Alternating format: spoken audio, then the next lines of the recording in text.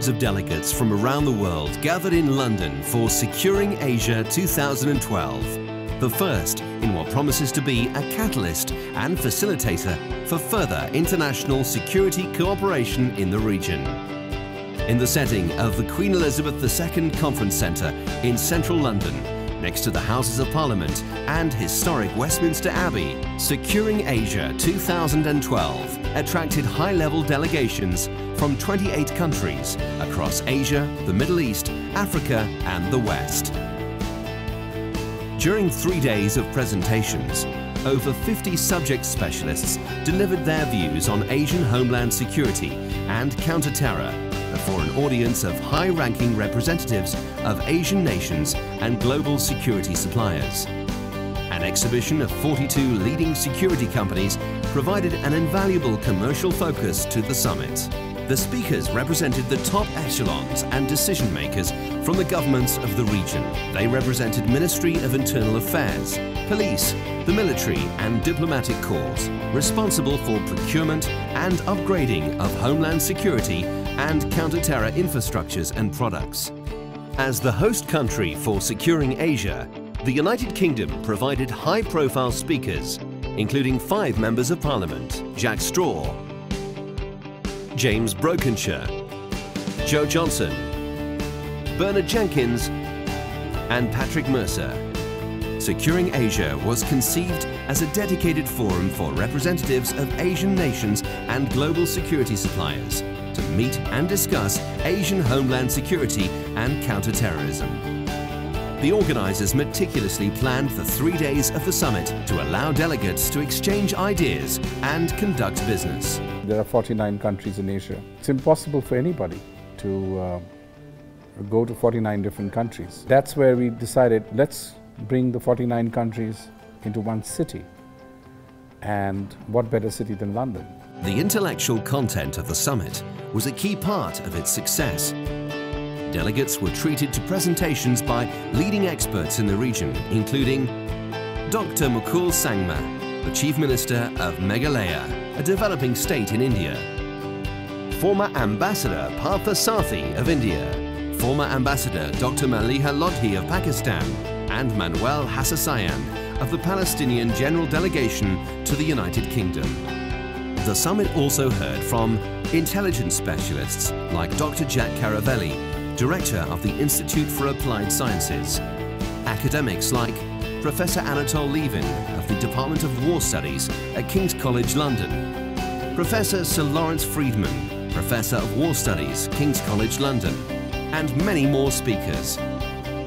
Delegates and exhibitors were also invited to attend free workshops tailored to their particular needs. For delegates, the UK's National Counter-Terrorism Security Office organised a high-level briefing, while for exhibitors, the workshop focused on how to do business in Asia.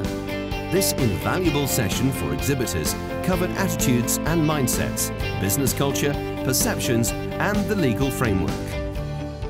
The 3 days of the summit were a whirlwind of presentations and discussions, covering a broad range of security and business issues. I think that for the first time, we've seen countries from all over Asia, many of whom have no great international profile, coming here to London, a long way to travel for many of them, and actually expressing views which have been hugely refreshing. This has given a tremendous amount of knowledge, and if this knowledge can be harnessed and transformed into meaningful business, the conference would have achieved something.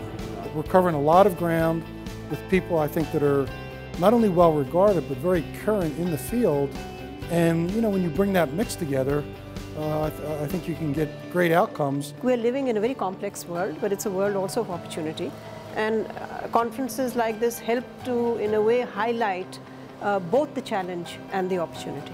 The internal security apparatus is going to go tenfold. Therefore, there's a huge opportunity for participation and partnership. It's great to be down here near the Ministry of Defense and have the security people from around Asia with us.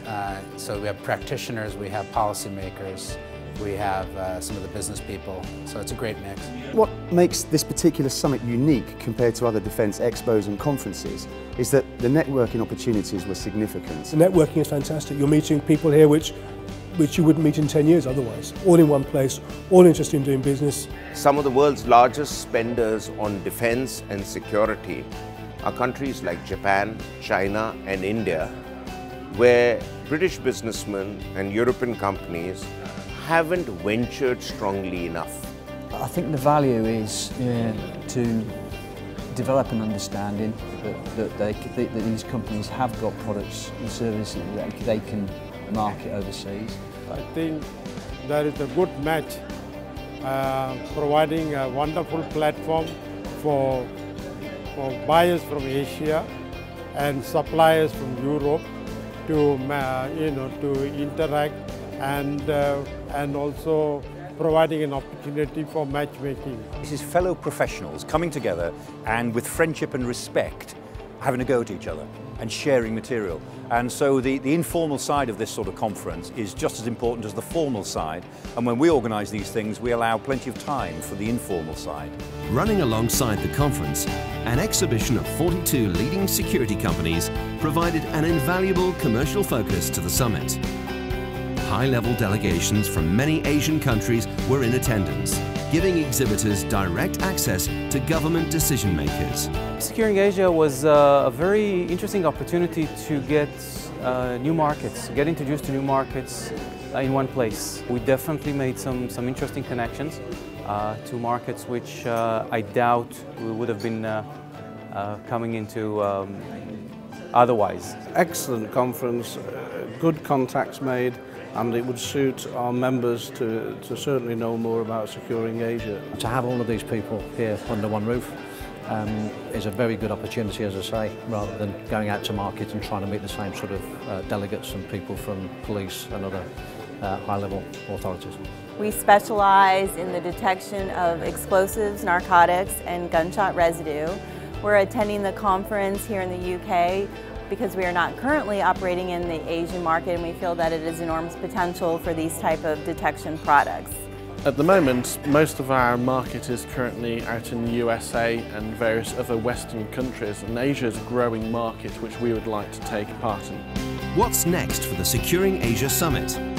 The organising team has announced they will build on this event with Securing Asia 2013, which will return to the same prestigious venue on the 17th and 18th of June 2013. Recognising the value and importance of the exhibitors to the event, the organisers will redouble their business development services by arranging face-to-face meetings with delegates through the Meet the Buyer programme and actively marketing the companies to delegates in the months prior to the event.